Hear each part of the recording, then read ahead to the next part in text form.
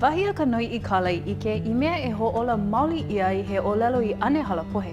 Ua pone e ho'ohana alohe ia ʻŌlelo ma kekahi mau honua nua. E la'a me ka hale, ke kula, ka pāpaho, ke au puni a pela aku. A o iai o ke kule kele au puni kekahi mea I pili kia loa ai ka kākou ʻŌlelo Hawaiʻi. O ia honua nua o ke au puni kekahi wahi mua I imi ia I ka hoʻi hou ia o ke kulana mana o ka ʻŌlelo.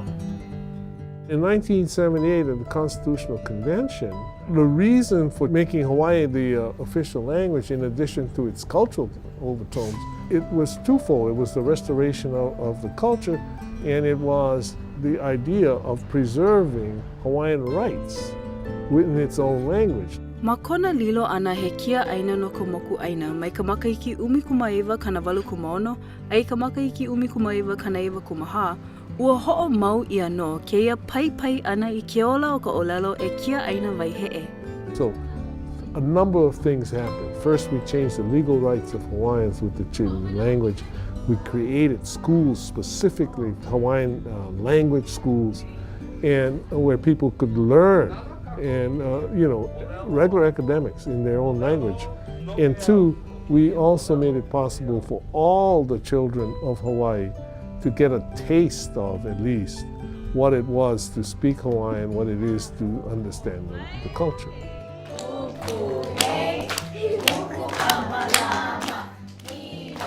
There were these young Hawaiian scholars who were struggling along trying to develop these schools. And I was fortunate enough to be able to help them actually develop.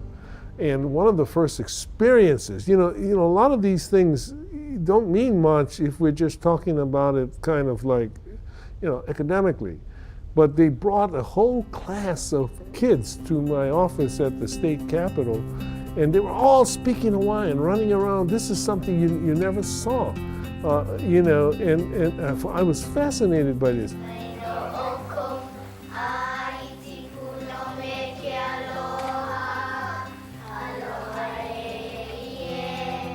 He pi'ina nihi no na e alohe ku mau ia ka ʻŌlelo Hawaiʻi ma na anuʻu a pau o ke au puni a ma Hawaiʻi holo o koʻa.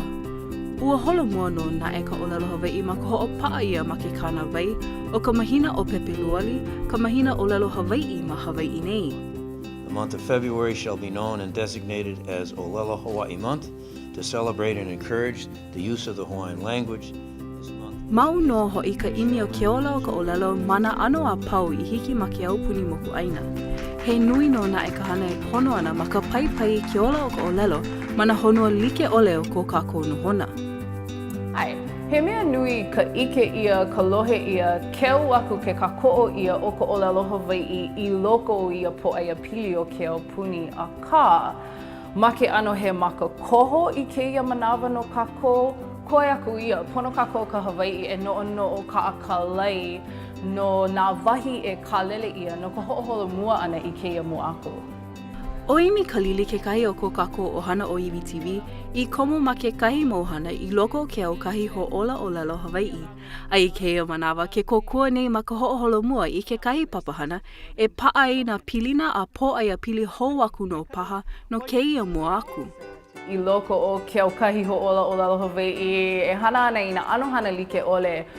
Ua ike leʻa wau I ka waiwai o ka launa ana me nā ʻōiwi e aʻe o ka honua e ʻimi like ana I keia mea o ka hoʻola ʻōlelo ʻōiwi. O kekahi papahana I hoʻokumu I aku nei ma ka hakaʻula o ke ʻeliko lani ma aneʻi o keia hoʻi ke koleke ʻōlelo Hawaiʻi o ke kulenui. O ia hoʻi keia mea o moku olo honua. Ma'aneʻi no I mālama ʻia ka aha hoʻonui ʻike mua o moku olo honua.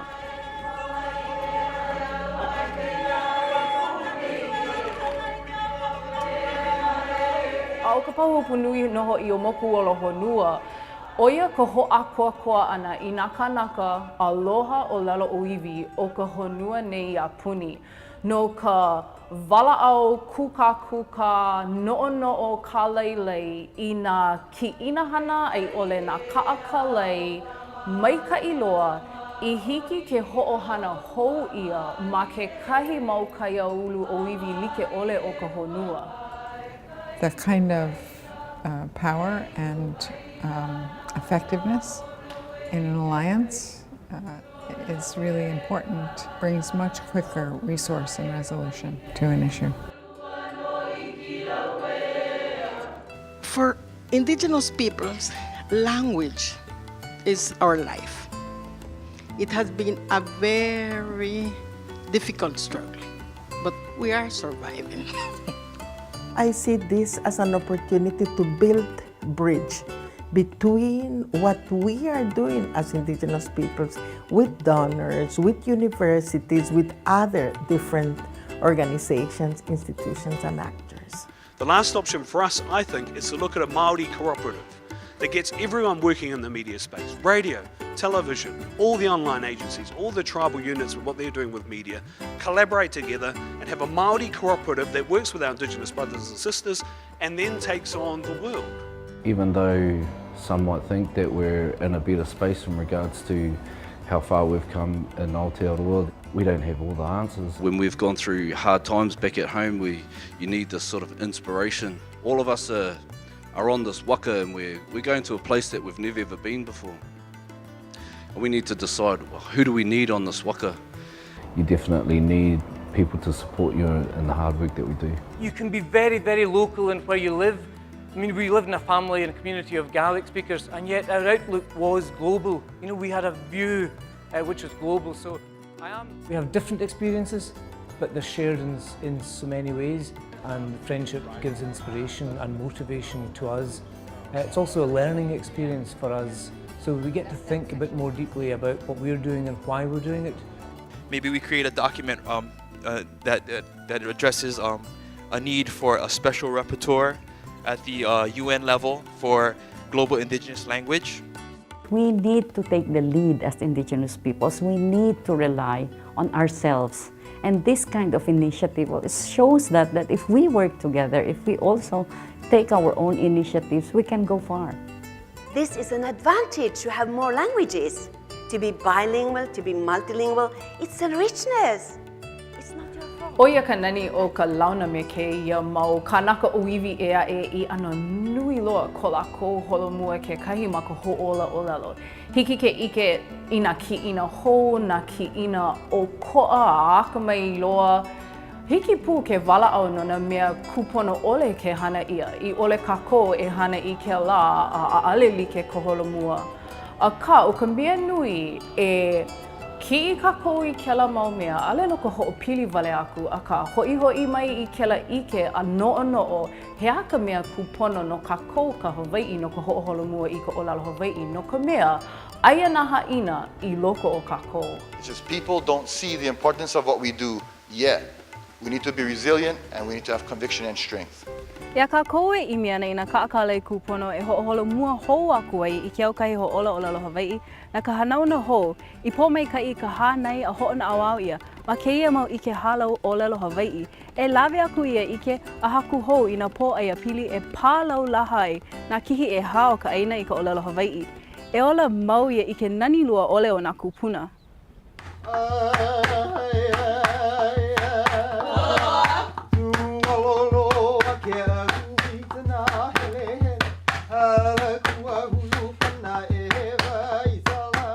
Ke ia mo'olelo he mo'olelo laha loa I ke ka po'e ʻōlelo Hawaiʻi a pau.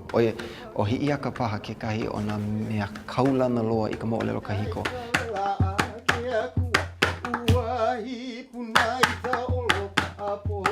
Na ka hula I ano awamo ke ia mo'olelo, no leila e nani ana ka ike ana I kona ho'olaha hou ia ana. Mao ka hana ki aka lohe ia ana ka leo o hi'i aka ma kekahi ano a me pele a me nā hame e ea e pilipu ana ke mo'olelo.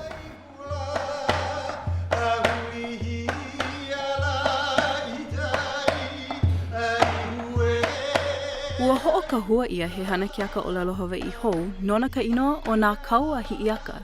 He hana ki aka ia e haʻi hou ana I ka mo'olelo no hi'i aka I ka poli o pele I haku ala kaʻi ia e kau I kaina. O he honi puliki a leila ki ke nana yalapo. Ai ala o ke rei Hawaiʻi.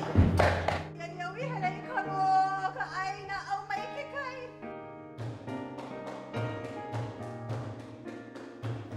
Ai, ka mua o ko wahine o mao kilo ia. Maki o ia u e. Wako ka na laina. Ame maki. O wahine o mao.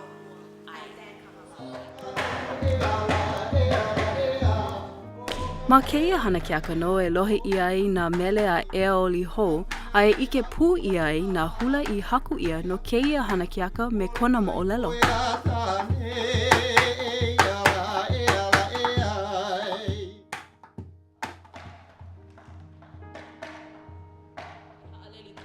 Ma o ke komani ka ʻŌlelo Hawaiʻi a pela puka ike Hawaiʻi. Ike ia ka lori koke ana o ka lawena o ke la kia kanaka. O iai he Hawaiʻi ia, he ʻŌlelo, he ike, he hana Hawaiʻi. So he nani ke ike aku a he keu a ka nahe na he kalohe aku. Lei oe. Lei au. Ka pua le hua ka maki maki. Ia ke ka pukai o kia o ka kaukane. Hua pau o hopoe a oe.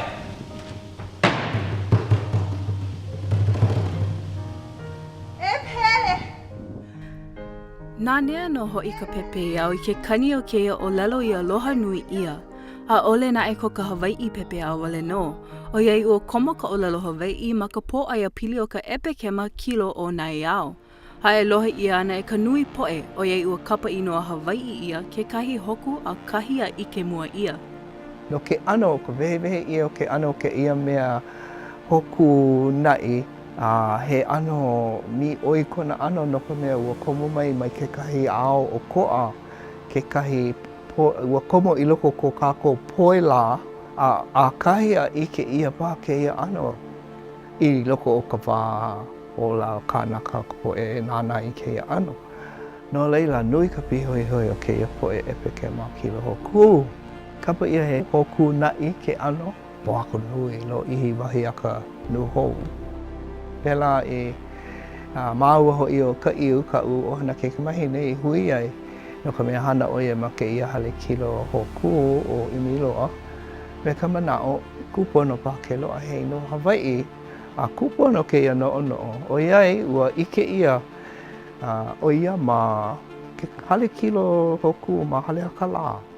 Ma ke ia wewe ia mai kona ano ko ke ia hoku naʻi. No wau hei no kupono pa ke la o mua mua. Mane I ke ia hana ke ia poe epekema, he poe ano hou paha I ko kākou aina nei o Hawaiʻi. A ka ʻaʻale ke ia mea o ke kilo ana I ka lani he mea hou no kākou. Ko kākou poe kupuna, mali a kākou I ke ia wā. Ke au ka hiko, ka wā ka huli vela. Ka honua I ka wā, ka huli lole, ka lani. O ia nā laina mua o ke kumulipo. Ua nāna ia. No hea mai kāko. Pehea I kumu mai ai ke ia mau mea pau. A ua hoʻohali ke ia me ka lani. No leila mai. No ka pō. Ka au he plena o ka ʻŌlelo Hawaiʻi. Hiki ke hoʻohana ia ma nā wahi like ole. Ke la ao a kākou iho e ole ai ke kahi. No ka mea, ma leila ko kākou kilo ana ke kahi. Ia kākou e imi a kilo ana I nā kulana e ola ai ka ʻŌlelo Hawaiʻi o ke kahi mea I pono maoli ai o I hoʻi ka ʻŌlelo Hawaiʻi ma ke ao pāpaho. I lohe ka nui lehulehu I ka ʻŌlelo o ka ʻaina. A ke imi ia nei ke la mo ka hoʻolaha ia he hua ʻŌlelo o ka pule ma ka polo kalamu niu hou I nāna nui ia ma Hawaiʻi nei o Hawaiʻi News Now no hoʻi. Ui, aloha aina hoʻi kākou, o lai ana kanoa wau ke ia me ka hua ʻōlelo o ka lā. Our Hawaiian word of the day is ea. He kahua maikaʻi ke ia e hoʻolaha ai ko kākou ʻōlelo. No leila mahalo nui wau I ka hiki ke kaʻana I hoʻokahi ua ʻōlelo naʻe o ka pule. Aka he wā ia e kaʻana ai ko kākou kuana ike, ko kākou mamo ʻōlelo. A ka mea nani a nahe a me ke kaona o ko kākou ʻōlelo. No leila mahalo wau ke ia ano papahana I hiki ke hoʻolaha ai ko kākou ʻōlelo me nā lehu a puni o Hawaiʻi nei.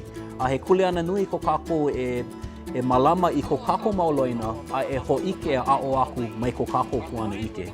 E aho ko kākou ʻōlelo ana ma mua o ke kahi e haʻi wale aku. The word kuʻokoʻa means independence, liberty, or freedom. Kuʻokoʻa can be used to describe the standing. He hoʻomaka wale no ke ia. Pono I mau papahana like ole, pono I mau polo kalamu like ole, pono I ka nuho holo o koʻa ma ka ʻōlelo Hawaiʻi.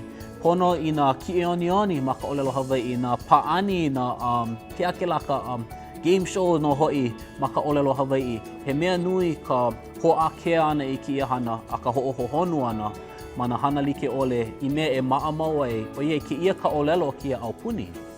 E aho e kū like ka ʻōlelo Hawaiʻi me nā ʻōlelo a pau. E ola mau ka ʻōlelo Hawaiʻi, aloha. Ua ike ia no ka ulu ana e o ka ʻōlelo Hawaiʻi I loko o keia wā pōkole. Oi mau no naʻe ka hana e koe nei. A ole ka pono e paʻa pela ke kule ana o ka hoʻola ʻōlelo Hawaiʻi I ka hana o na hou aia kākou pākahi a pau. O iai, I nā ʻaole nā kākou, nā wai la. Mahalo ka nana ana mai I kia pūkana o ʻāhaʻi ʻōlelo ola. E nana mai no I ka mākou mau polokalamu a pau ma o iwi Kiko TV a ma ke kanela Kiko Hoe helu kolu lua ono. Aloha.